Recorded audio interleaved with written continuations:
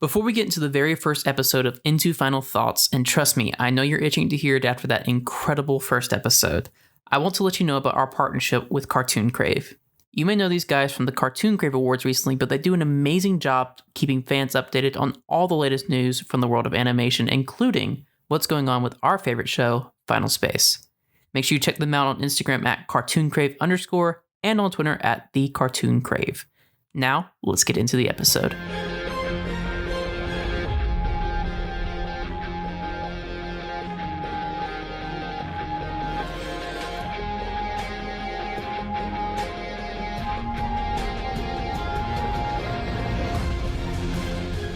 All right, welcome one, welcome two, welcome three even. Welcome all to the very first episode of the fourth season of the Into Final Space podcast. Yeah. I'm your host, Gabe Jones. And for the last three seasons, I've been the guy in your ear talking about the TBS original series Final Space, sitting down with the creators and fans of the show, breaking down the episodes and giving you an inside look into Final Space. Yes, and I am Olan Rogers, the creator, the executive producer, the star, and all around just great guy, just from Final Space. So I'm here and I'm here with Gabe, and we're just going to get into the nitty gritty of episode 1 and Into the Fire. Okay, this is, I think, a really great episode, and I'm excited to talk about it, Gabe.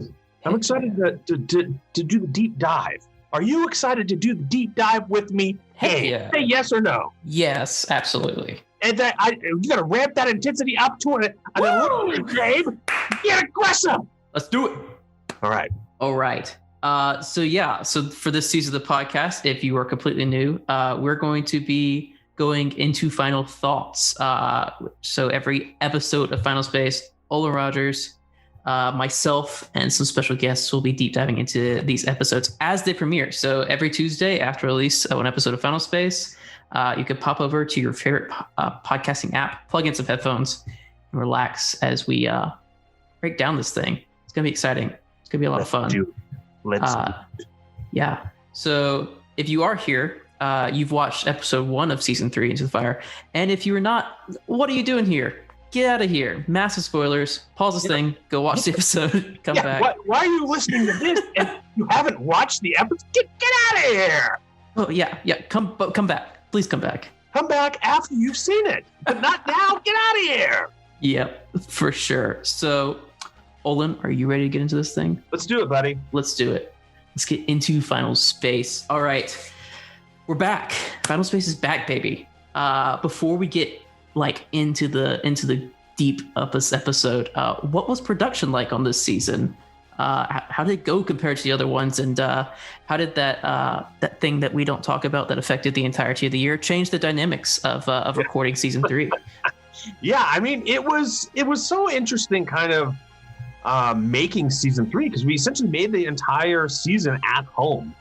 And you don't think that you can make an entire season of TV at home until you do it. And we did it. And honestly, it's kind of weird and kind of like it paralleled with kind of what was going on in the world.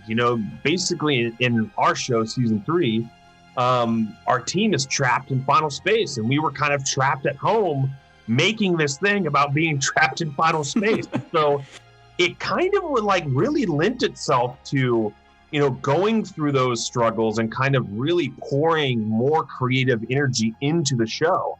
And I think, during the creation of it, everybody was kind of going through some sort of emotional, mental barrier at some point. It was impossible not. There was one time that I think during the production, it just hit me like a storm. And I didn't really know exactly what kind of was going on, but you just kind of feel like a zombie, there was like a fight or flight feeling.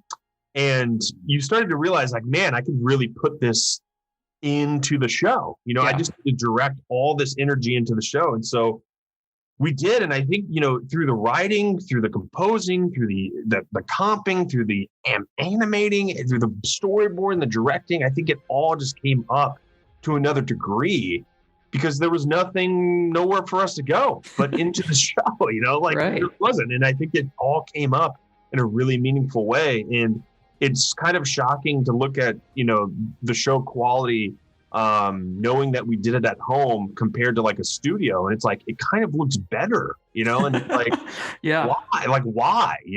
The big question mark is like, why did it look better? Why does it feel better? And I don't know. It's a mystery. It's for sure a mystery. Yeah, I think, and I think we saw that a lot. I mean, me personally, people I've seen online, being trapped at home, you kind of don't have anything else to do. So, you start putting your ambitions and your work into these new things, and finding new creative outlets, or refining old ones. And we heard that a lot from the crew when we were recording the last season of the podcast. We had a lot of people who were stuck at home, various situations, and but we're finding ways to kind of overcome the monotony of the days, putting their work into the show. So I think it paid off. I think it looks excellent. We're definitely going to dive into that as we keep going through these questions. So we're picking this thing right off where we left it last season, right after we freed Bolo and entered Final Space. And we're kicking off with a bang, dude. It was crazy. And you've mentioned this before, that you kind of envisioned this was how season 2 was gonna start. But are you happy with how season 3 kicked off? Yeah, I mean, the first episode of any season is literally the hardest episode. It's because there's so much like critiquing on that first episode. Like, is it good enough? And it has to do so much. Like, the entire season literally rests on that foundation. Right. So with season 2, the thing that I hated, and I actively tried to fight for this, was how do we kind of make this this season kind of not have all this exposition, Right. It was such a massive, undertaking to do so much in that season 2 pilot episode. Like, we introduced like 5 characters, and basically there was a space race, and you set up the whole show. Like, it did so much, and I wanted to do a 2-parter for that one. And I was like, you know what, season 3, we don't have the capability of doing a 2-parter, because a network wants it to get right into it. You want to get right into the fun, right into the show. And that was kind of the big thing with season 2, is that we really wanted to kind of sparse out this information and really do what we did in basically season 1, but also kind of like really sell the events of I remember the events in season 1, episode 10 of that fight, the battle for Earth. Like, we wanted to sit on that a little bit longer, but they wanted it basically done in like the first like couple minutes, and they didn't want us to actually go back to the Lord Commander at all. Like they just wanted it to be done. Wow. So with this, it was kind of an interesting thing where it was like, okay, we don't have to tell a lot of kind of exposition, and we don't need to, And I think it's like so basically we did this jump, like a month jump. And I actually was like a big advocate for doing a year. I wanted to do a year. I thought a year was cool. Years just sounds cool. A lot of time goes in that process. And I remember, Billy, one of the executives that was on the show at the time, he had a good note. And this was actually kind of a good note. And I heard it 100%. He was like, people are going to want to know what happened with Gary and Quinn. They're going to feel like they missed out on something, And I was thinking, man, that's actually a good point. As much as I, don't want to admit it, and I just kind of want to not do all this exposition, he did have a good point. It's like, so we shrinked it down to a month, and then that time, there's a lot that can happen in a month, and really it was all about survival. So they really haven't had a chance to open up and talk. So in this first episode, we were able to kind of really just kind of hit it off with a bang in this cold open. That's just a ride, right? It's one of the coolest, I think, cold opens that we've ever done. And you get the whole premise of the show within the cold open. Yeah. Just through an amazing action sequence. It is about survival. And once they land on that planet and you see them all, that awesome shot of them all just kind of on the planet together, you're like, I know what I'm watching. I'm watching these guys trying to survive on and in Final Space. Yep. And I think once we kind of got out of, the past the title sequence and we're into the episode, it felt like, okay, now we can really have some fun. And let's do a month jump. Let's not try to get into the nitty gritty of like, okay, we got to find water and, all this stuff. But like, let's just kind of do the thing where basically we're showing a little bit of the day in, day out, okay, of what they've kind of have been doing for a month, which is surviving. And then let's get into the fun, and I think that's why I think this episode is I think it works better than any of the previous first episodes. Is it didn't have it's not really setting up anything. Yeah. It's just kind of an episode. It's actually just playing and you're kind of having fun. There's lots of great jokes in there. There's lots of great action. There's stakes. Like you're getting all of it in that first episode. Yeah. But yeah, I think it's a good one. Yeah, I think it like you said, it plays well for whether you've been a fan since day one or this is your first time viewing Final Space. If you've been a fan for a long time, you've got the whole team squad there together. It's high action. It's got the comedy that we're looking for. And if you're just viewing Final Space for the first time, this is the first time you've walked across this series, you're just like, wow, this is really something. And you get an idea of what's to come without the explicit laying out of exposition, which I think went really well. And that 1 month it did give enough time to they're semi settled but not at the same time. So I think it worked out really really really well. Because I think if the moment you start doing like a continuation like the next day, it feels like you have so much that you have to answer and set up and talk about before the audience is kind of down with it. But once that month jump, the jump happens, you're just kind of like, oh, okay, yeah, awesome. Like you didn't really, you know what I mean? Like your brain is just like, okay, a month has happened. They've been on this planet for a month. They've been probably doing lots of stuff, but whatever that happened on that month wasn't important. Right. Now we're getting to the important stuff. Yeah, for sure. So one of the things definitely about this episode, we mentioned already, the cold open. But I mean, but beyond that, it's hard not to stay on your toes for this episode. Yeah. And from what I've seen thus far, that kind of continues into this season. So how did that the whole idea of just keeping everybody on the edge of their seats, how did that come into writing on this premiere? Yeah, I think with this particular episode, there was a lot that we really wanted to kind of have the audience feel, and one of them was just kind of unsettled the entire time. That there was kind of something check mark. Something kind of eerie always on the horizon, because Final Space, we've set up this place as a dangerous place, and so you got to see a little bit of those dangers. And so that's what we wanted to do with this episode, is really kind of set up that this is not a friendly place, that this is dangerous, that around the corner something bad could happen at any moment. Yeah. And I think that's how it should have been. That's how it should have been set up. Now, obviously, we're so limited on what we can do animation wise because we're just our budget and stuff like that. But I think we executed that as best as we possibly could. Absolutely. Yeah. Like there is not $1 left in a bank account right now. Sure. It's all on screen at this point.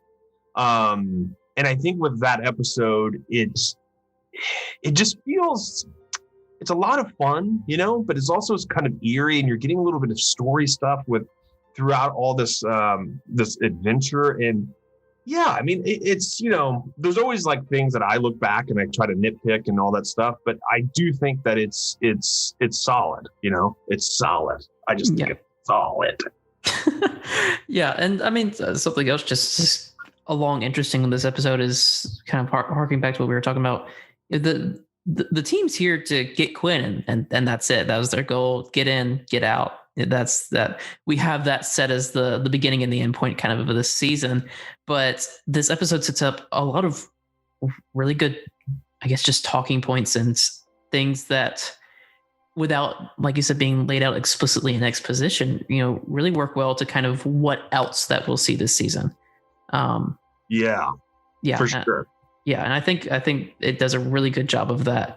Because we easily could have just popped into Final Space, figured out a plot, something, and then gone out. But there's, I think, a lot more interesting things to explore in this new dimension. And another thing that I really like, with this episode, and hopefully a lot of people dig it as well, is that the whole season kind of premise really isn't like all the information. Like, we didn't try to cram all this information into one episode. Yeah. Because you're going to get some of that on the next episode. We leave it with like a cool teaser at the end of it, when basically they see Earth and you're like, Earth. You're like, oh man, oh snap, it's Earth. Yep. And so we could have said, they could have tried to go to Earth, and basically you get all this stuff and you cram it more and more and more. That was kind of season 2, episode 1. It was right. They just wanted more. They just crammed it with so much stuff because they wanted to know all this, all these things. And it was like, there's not enough room. So it's like, once you start cramming everything, it feels like it's going by like a mile a minute. And I think with this, the reason why I really like this episode too is I think the pacing is really strong too. Absolutely. Where it feels like, after that amazing, I think, cold open that Ben Bajiljac did such an amazing job with it, and the borders and the animators and everything, the compers. It's like when you see that cold open, it's supposed to play like an action sequence. So it's fast and it's cool, but there's actually slow moments in it, and it kind of really you're able to kind of live in the moment. And then you get to that point where they crash, and then you come out and you're kind of there, it kind of slows down. Yep. And then it picks back up, you know what I mean? And then it slows back down, and then it picks back up. Like, it's kind of like, it's not like go, go, go, go, go, go, go, go, go, go, go, go. Like, that was like season 2. It was just like, a content, because it was a space race, obviously, but it was like, the story should be like blazing pie. Sure. But that was, that was part of getting notes. It's like, in this, I think, episode, what really worked is that we're kind of like planting, like almost like feeding fish. Like, we're throwing out just enough food for you to basically be like, oh yeah, I'm satisfied, Right. But also I want to know what that is over there, like, instead of like just kind of being you're so full that you're like, oh, okay, man, I don't know if I want to watch that next one. It's like, it's like you're still hungry to want to know what's happening. And I think that's what we try to do. Absolutely. Yeah. Well, we did, of course, a little bit mention the new intro, and of course we have to talk about it because the new intro. So many people know its origins, but would you mind diving back into that for those who don't know, and why you've decided to bring back this intro for season 3? Yeah, absolutely. This was always kind of part of the idea that I had wanted to do in season 1, and it was kind of Gary falling through this tunnel of space, and there's something just, I don't know, really cool that I wanted to try to do is I wanted to try to have an intro that was very kind of HBO. And it's funny that it's now on HBO Max, like I wanted kind Completed. of like, I wanted one of those kind of intros that felt very kind of like that you were watching something epic, that it was like, it felt unique. And I felt like that title sequence did that. Like, when you see that title sequence, you're like, whoa, what am I watching? I'm not watching the typical sitcom intro. I'm watching something kind of really cinematic. And unfortunately, they, after just, a year of fighting the battle, of trying to get that title sequence, I lost that battle. And, I think we submitted like, I want to say close up to 30 different title sequences. Wow. And the one that, obviously got selected was that one, that 3D one. And, some people like it, some people hate it. I'm kind of like indifferent on it. I think like it served its purpose. And, I always think about the thing that I wish I had, when I see that title sequence, I'm like, man, it would have been awesome if it's all Gary falling through space on that. And so it kind of always just, was just a kind of like an unfinished, sandwich. Just kind of like, basically I got to take a bite out of it. And then I just had to, somebody took the sandwich away from me before I even finished it. Yeah. So I just kept thinking about that sandwich, And so season 2, obviously, we didn't want to get into the nitty gritty of that because we were getting a lot of notes, and we were just like, you know what, let's just do something with, they wanted like a full crew kind of like, having fun kind of title sequence. That's what they really wanted. And so I feel like that season 2 title sequence did that really well. It's like you felt like you're getting the whole cast and you're off on an adventure, like it served it, Yeah, it did a really good job. And I think that one, I think that was the best you could have possibly done for a season 2 title sequence. I don't know what other title sequence could have been better for that, but yeah, I mean, I think it's kind of, it was cool to kind of approach season 3 and then realize, hey, are we doing a new title sequence because we don't have the money for it? And I was like, yeah, but I mean, we can't use season 2 because of the, Clarence is in it, and it's a lot of those characters in the ship, like it wouldn't make any sense. Yeah. So it was like, oh man, what about that old title sequence that we got animated, and we repurposed that? Yeah. And they were like, yeah, I think we can. It's like, could we just make it the updated Gary? And we kind of like, gave it back to Jamfield, and they actually just kind of, I feel like they just reanimated the whole thing because it's so smooth and it's like hand drawn, and oh wow. I mean, we recently got the Twitter release, a couple of those, just the sketch keyframes. So they did an excellent job. It was so awesome to kind of see it finally live, and kind of basically get my sandwich back, Yeah. Now I feel satisfied.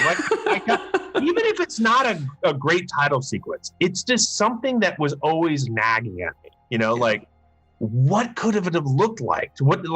I think that whenever I see it now, I get joy out of it. I get a visceral joy of just looking at that thing, and I'm like, that's what I had always wanted was that. Yeah. And sometimes in the process of making TV, you get the things you want and you get the things you don't want, but it's all about compromise and balancing and, working through that relationship. And, it all comes from everybody wanting to try to make the show better. Yeah. And that's the thing. A lot of people feel like, it's all the network are the enemies. It's like, no, they're trying to make the show better in what they think is better. Right. And the creators trying to do the same thing. And so I knew what they were trying to do with the title sequence in season 1. They wanted just that fun, everybody together kind of thing. You know what I mean? But I wanted something else. And I didn't know how to navigate that because I was so new to television. Yeah. So it was, I didn't know how to describe it. I didn't know how to kind of articulate exactly what I wanted. And every time I did, it was just kind of like, well, yeah, but the head of the network wants kind of something fun. And cool, right. So I don't know. But the great news is, it's basically exist. It's on season 3. Yeah.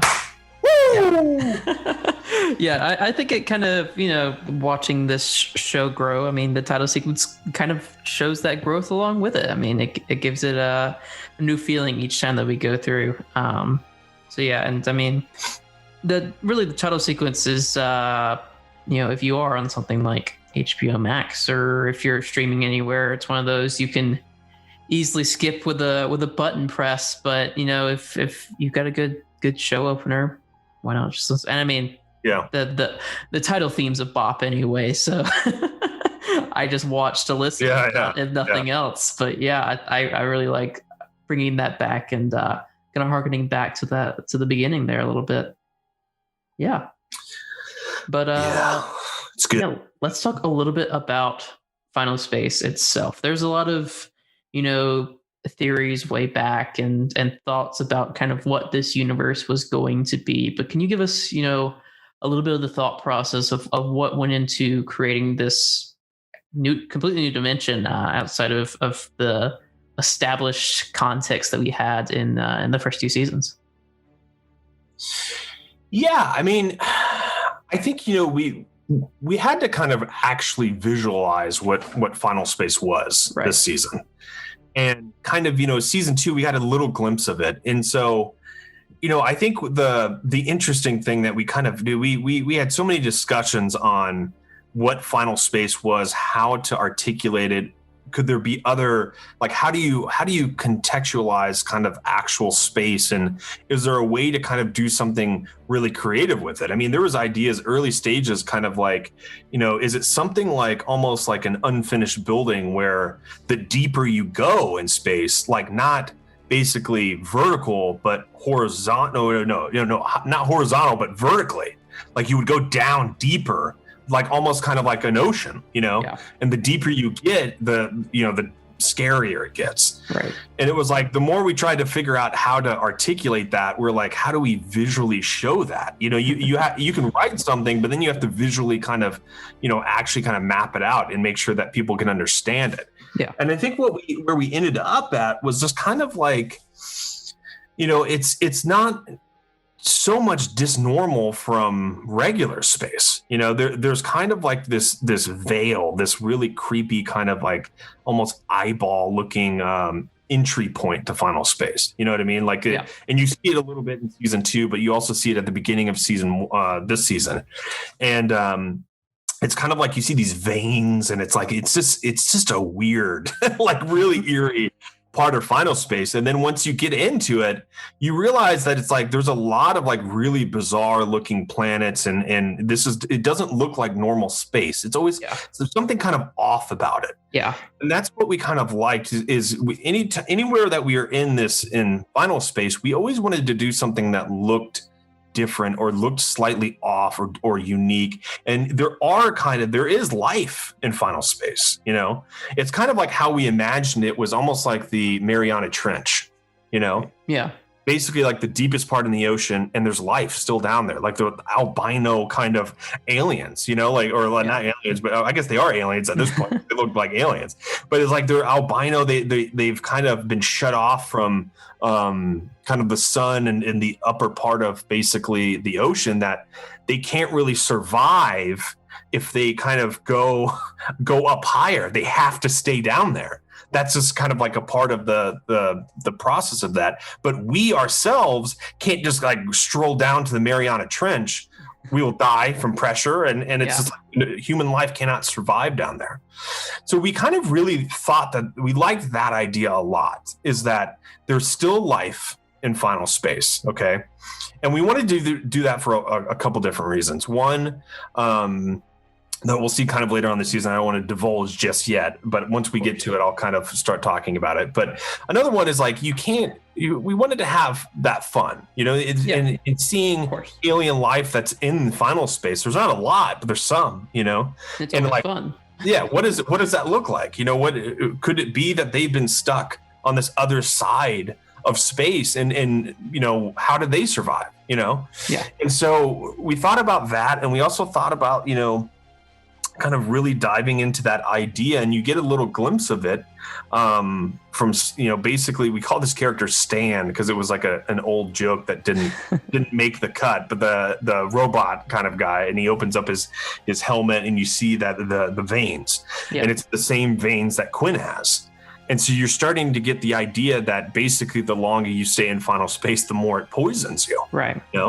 And so it kind of puts this ticking clock on not just Quinn, but every single one of our crew members, And so basically they're going to have, that's going to be something that they're going to have to face at some point, that basically that's what it sets up. Yeah. And I think, just going back to the Mariana Trench, it's kind of the same way, but so what does that mean? Okay. So basically if you think about it, go back to season 1, Lord Commander was dying.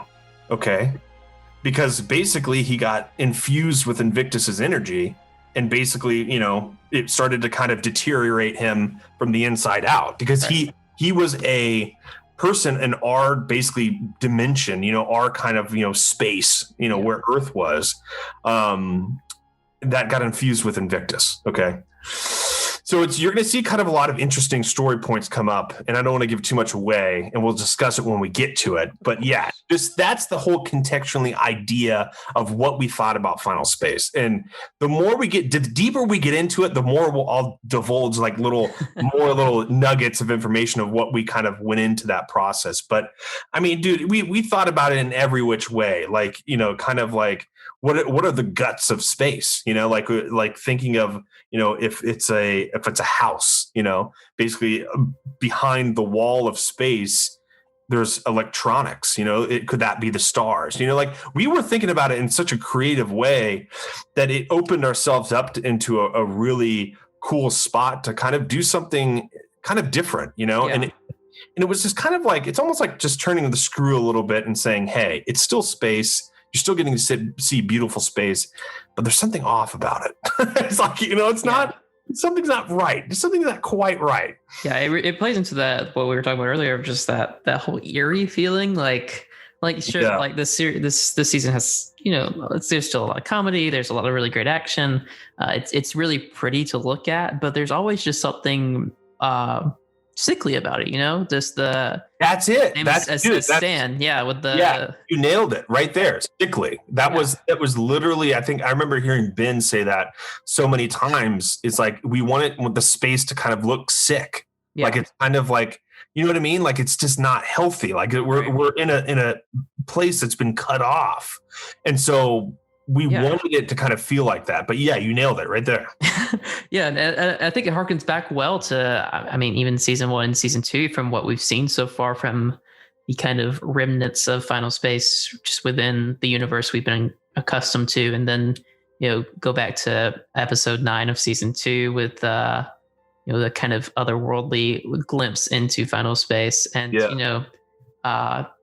Invictus, I mean, it's a force of evil, and kind of poisons the universe. So yeah, and that kind of makes you even think even deeper, like, was Final Space always kind of this poison place, or did Invictus end up poison? Right. Yeah. You know what I mean? And I think it's the latter. I think basically they sealed it off, basically from Invictus finding this thing in the darkness. And they didn't realize, oh crap, this thing is actually like, you know what I mean? But there's like a deeper story, and I don't want to give too much away from what because there's another little nugget there, that gets revealed. Kind of, and it kind of, man, it's such like an offhanded comment, but it's a big story point. Yeah. And I wish we would have kind of spotlighted it more in a later episode. But what I do think is that, Invictus is the origin for all this poison, the sickliness. And so that's what you're kind of getting. It's like, it's all stems from that origin point. Yeah. Yeah. Which, I mean, also just plays well into, the other part of the season is, a lot of what Final Space has done so far is just, of course, it's a battle for redemption and for growing these characters and, making up for past failures, but also, there's also a lot of that, just the traditional literary battle of good and evil. Yeah. And I think this season really plays into that very well. Yeah, absolutely. Yeah. All right. Moving on to our next topic, RIP Crimson Light 2021. What made you decide that she was off for this season? Goodbye, Crimson Light. Yeah, we really wanted to kind of start this season off with a bang. You know what I mean? And I think, something that I always like, and I don't think this is going to be kind of a thing that we kind of continue. Sorry, my dog is scratching. You're okay. Tardis, you're good. Okay. But basically, it's like the Crimson Light, it kind of, represented season 2 in a way. And it was a home to them. And it makes it a really, I think, big point that basically their home gets destroyed in the first 5 minutes of the episode. Right. And I think that's kind of, a big moment of survival. Like you had to kind of destroy that thing in order for them to really to have nothing, And that's where we kind of wanted to start them, was at that point, where nothing was safe. You know what I mean? Yeah. And so I think, one of my most favorite shots of that episode is when you see the crimson light just kind of burning and it's just going into the atmosphere of the planet. Oh, You're just kind of like, you're like, oh man, that was season 2. It's kind of gone, and it starts a new chapter. Yeah. And I think that's kind of a really cool moment in the episode that I think it was needed, and I love that ship to death. Like we designed, we tried to design that ship so much, and I think we came up with a really good design for it. And it's always sad to see a cool ship go, Yeah. I think what you're saying about the chapter closing, and I think that's almost poetic in a sense. It gives the season a sense of autonomy. Amongst what we've seen so far from Final Space. And I mean, from what you've shown me thus far, it definitely it connects, but it definitely has its own place and really stands out. So yeah, I'm excited going forward to see what's next for our team crew and their flight vehicles. Flight vehicles. Is that what you call space? I like your flight vehicle. This is nice. Yeah. We gotta keep it special here on Into Final Space. But yeah, so another cool thing that we've talked about a little bit, the Teen Squad is all back together for the most part, if only for a short period this episode. But what's it like? What was it like for all of you to be back in your separate booths, but recording this season? Yeah, I mean, it was. I think basically, I always kind of think of Final Space, and I think it was really fun to kind of have the original kind of characters back with some of the new ones, and really kind of just see everybody together, and basically I think, I always kind of see, kind of Quinn, Gary, Avocado as, basically Wonder Woman, Batman, and Superman, like basically like it's kind of the holy trinity there, and I feel like with those three characters, it's impossible not to think Final Space when you see them. Yes. You know what I mean? When you see them together, you're like, it's Final Space. You know what I mean? Like, and I think that's the feeling. And so like, there's one really cool shot when Quinn sees that first Invictus infused kind of Gary drop. You see that cool shot of all three of them, and it's like, there it is, like you feel Final Space when you see him, and then you have Tribor come in and Little Kato, and like you just feel the whole show when you see all those characters kind of together. Yeah.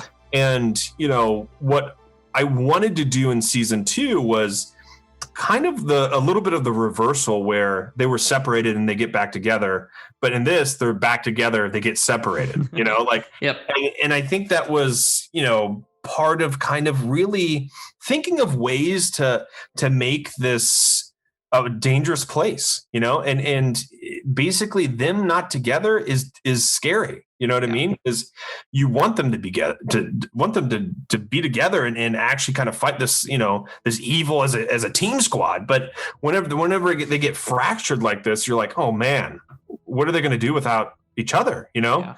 And so I think it's like it makes it even more unsettling by the end of the episode when you realize, oh my God, what happened to the others? But yeah, I think it was really fun to kind of have kind of Coty record. Basically just it's been a while since I've seen him record more than 6 episodes. Yeah. And it's kind of it's great to see everybody just kind of really play off each other in the episodes. Yeah. And I think these characters really connect well with each other, and so it is that kind of unsettling feeling of why are they apart again? Especially these group ups that we've had. I mean, you have the quintessentials, I'd say, of just who we've come to know as Final Space. Yeah, like that Gary, Quinn, Avocado group. But I mean, we've also got the kind of the kids of the group, the Ash and Little Kato and Fox, and new additions like Cheryl. So I mean, and then Tribor, of course, is Tribor. Excited to see. We'll talk a little bit about him in a minute, but excited to see his evolution through this season. Yeah, as always. Yeah. But yeah, so we've got these groups, and so independently, those groups are nice together. When we see the entire group together, it's always okay. We're at home with the Final Space family. Yeah. So when they break up, it's always sad to see. Yeah. All right. So I guess let's just get into it. Tribor. Let's talk about Tribor and his son. Yeah, his son. What? Why? Yeah. Nostro. Quattro Nostro. Let's speaking son. Yeah. Let's talk about those two. Yeah, I mean, it was kind of an interesting moment. I remember kind of like me and David had kind of we had been tossing around this idea about killing off Tribor, like literally. Oh wow! In this first episode, it was something we had discussed multiple times. It even made it into a draft, like literally. And wow. It was one of those things that once we kind of got to the table read and we read it out loud, we were like, this just feels wrong. It's just, yeah. You can't kill Tribor off. You just can't. He basically, he's also kind of like in our show, kind of like the get out of jail free card to add more comedy, Yeah. Anytime that the network is like, can you add more comedy? We're like, Tribor. Tribor. Yeah. It's like, we can tell this deeply emotional story. And it's like, yeah, Tribor was where we're going to put all the comedy. But yeah, I think it just felt wrong. And it also was kind of something where we realized that we would be depriving ourselves of a really funny story between him and his son, and the language barrier of that, and them trying to figure out how to navigate Final Space as well. It was just a lot of fun. That was like, you know what, we got to reverse this and keep him alive. And I think it was the right move. And he's just a lot of fun to voice too. And it would be something where it's like it was too soon. He would have done it heroically, actually went out pretty heroically, but it just didn't feel right. I don't know. Hard to explain. Yeah. But when he gives a different feel to this season, I think, as well. Yeah. He is that get out of jail. He's the kind of go-to for the comedy, especially, I mean, without spoiling, just the interactions between him and Quattro Nostro this season are just absolutely hilarious. Yeah. It's so much fun to watch. And so, yeah, I'm excited to see where this goes. Yeah. And I think the idea of having a Spanish speaking kind of alien, was just kind of really fun, it just, and Quattro Nostro is just awesome, he's even cooler than Tribor. Yeah. And so it's like, it's something that we always try to do, is we try to defy those expectations. When you see a new character, we could have had this alien speak English, Sure. But we thought it was cool to basically have the suaveness of like Zorro, and it was like, what if he did have it as cool as Zorro? I love Zorro, man. Zorro's like a fantastic character, but those movies are even awesome too. And it's like, could we have that? Could we actually have our cake and eat it too? And yes, we did. and it was great. It was such a funny joke that we were like, man, this is really fun. And then, basically you're off to the adventure and you don't think twice of it, and it's, you actually take the character pretty seriously, and it's, those two are just a lot of fun together. Oh yeah, absolutely. And it came out of nowhere. We've of course seen teasers and little drops here and there for a long time now, and then suddenly this character that we've been questioning who this is some distant relative or whatever, it's his son. Comes out of his neck. So. It was a very interesting thing to have to voice the giving of birth. Yeah.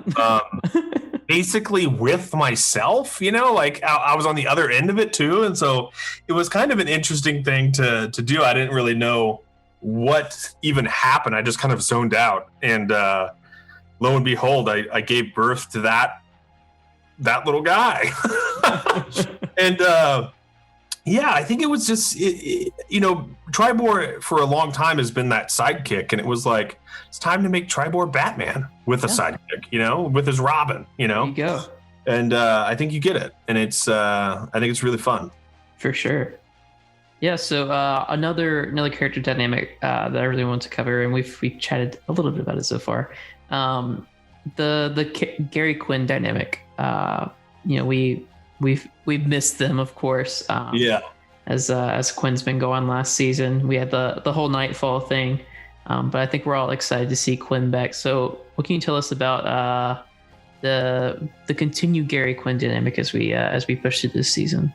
Yeah, I mean, I think Quinn and Gary.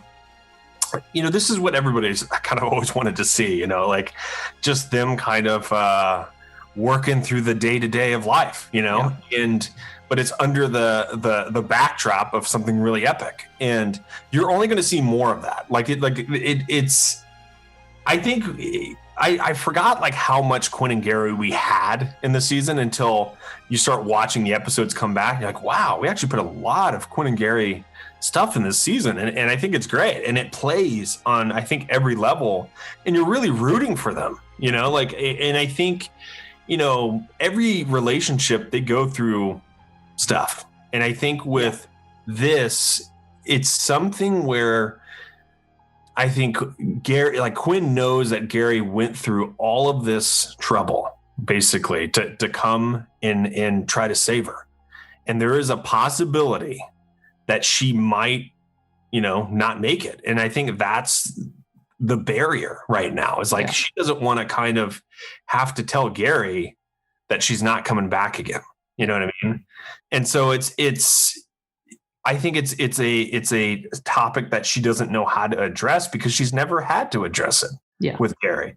There was always kind of like, in the show, a lot of the characters kind of, they went out heroically, and they didn't really get to kind of actually communicate and talk. And I think you're going to see a lot of that this season where they're like actually having to kind of work through stuff. Yeah. And I think it's really cool to see them kind of really just kind of talk. And I know that it sounds, boring off the rip, but it's actually, it's not.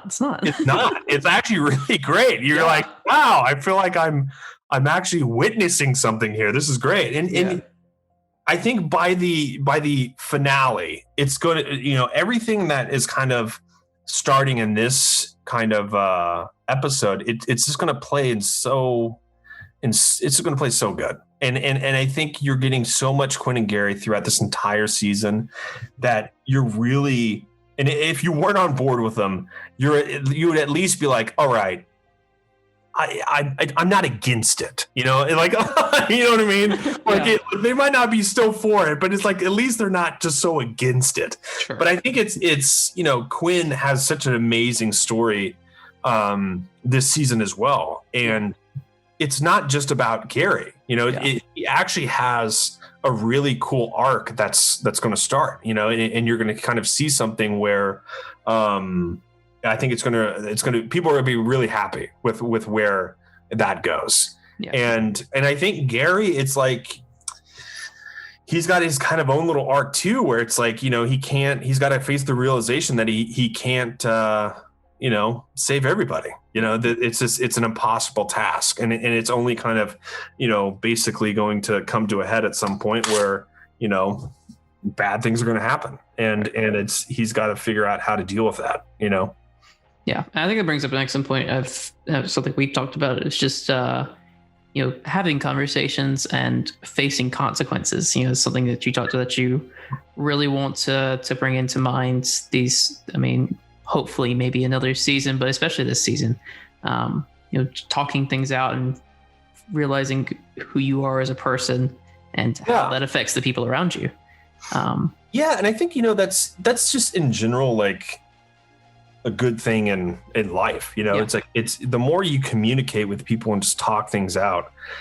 I've gotten to a point where it's like, if somebody tells me 2 + 2 is 7, I'm like, yeah, It is, like I don't care to argue about it, because it's, if they want to have a general, conversation and really talk things through, and, because basically fights all emerge from lack of communication or a disagreement because of lack of communication.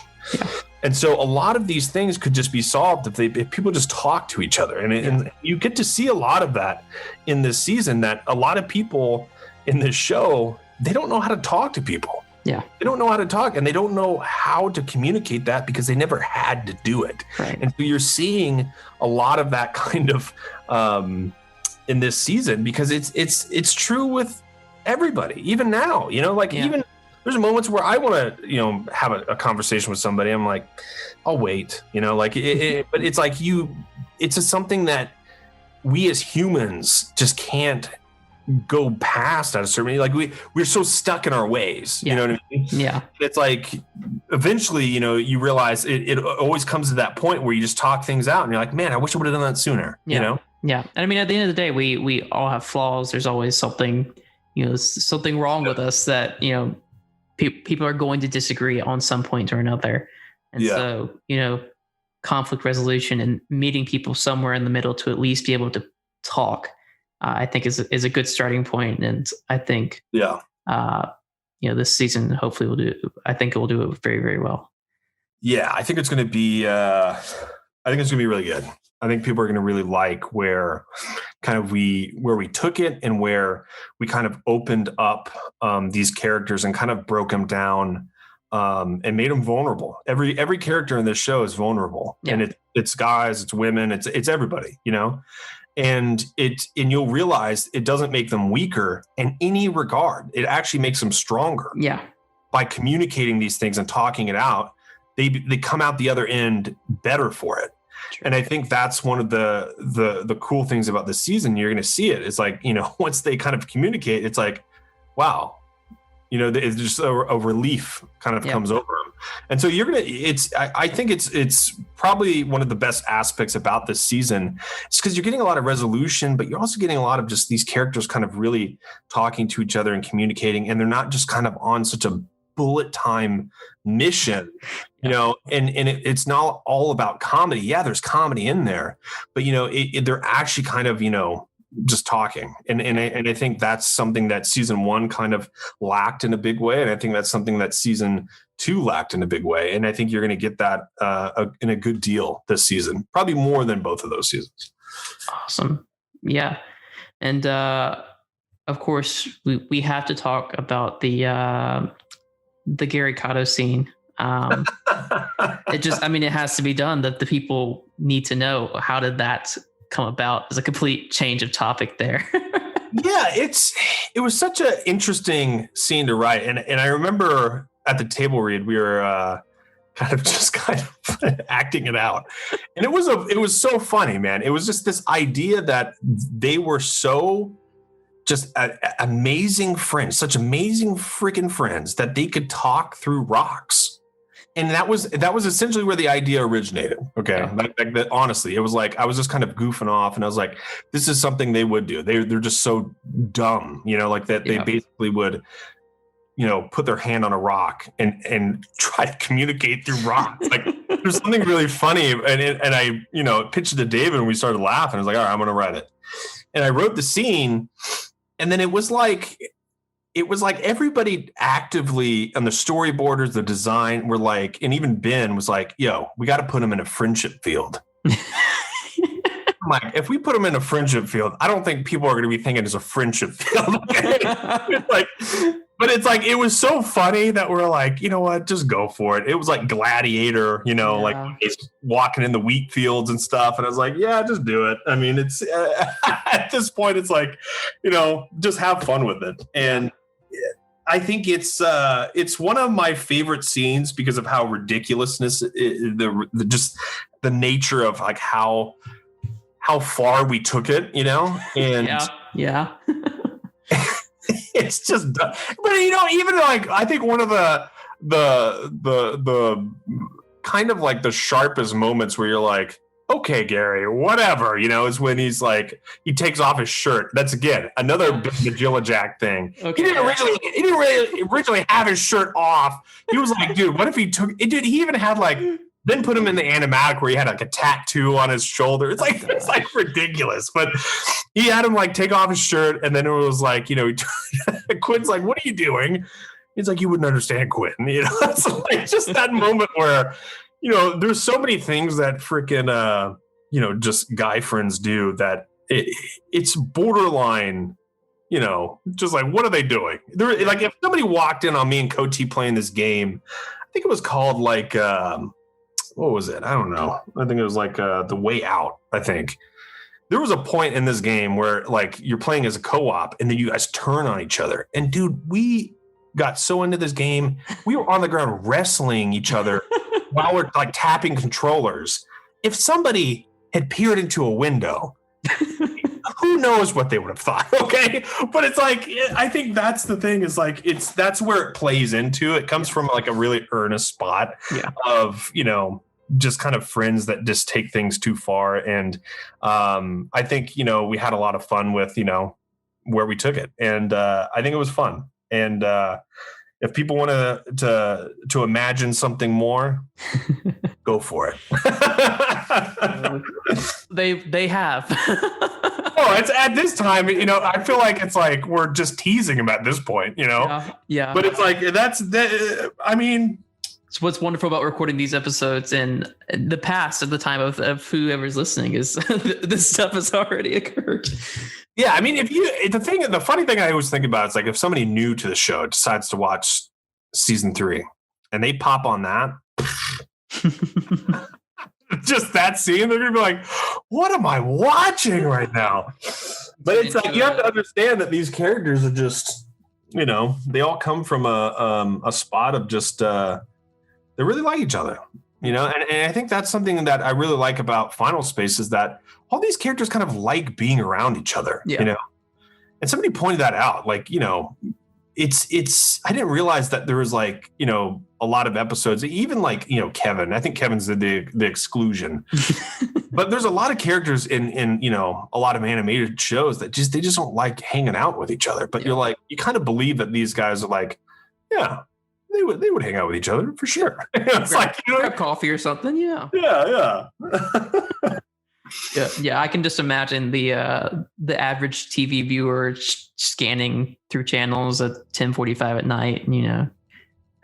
They see a tri-board birth scene to a Spanish speaking offspring. Yeah, that'll be like I'm winning. I'm gonna have to DVR this one and roll that back. Yeah.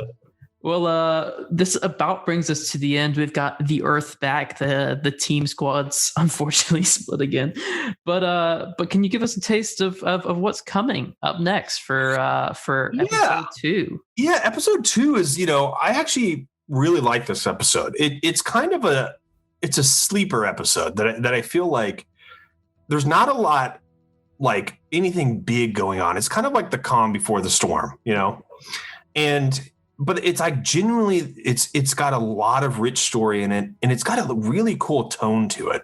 Yeah. And unlike season 2 that just kind of flew off the rails in a different dimension, season 3, episode 2, it actually it's a direct continuation. Yeah.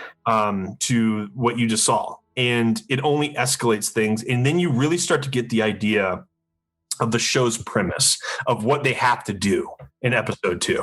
And I think that was the cool thing is we kind of got to do the 2-parter almost with this season, because it kind of really plays like a 2-parter. Yeah. And you're just going to kind of really start to see things ramp up pretty quickly. And I think it's a great episode. I really do. Like it was one of those episodes that I started out thinking like, okay, this is a pretty good episode. But every iteration I saw, I liked it more and more and more and more and more. And then when the score came on, I was like, oh my gosh, yes, I love this. It just feels like it's the most classic Final Space episode. Yes. You feel like you're watching an episode straight out of season 1. Yeah. That's what I think. Yeah.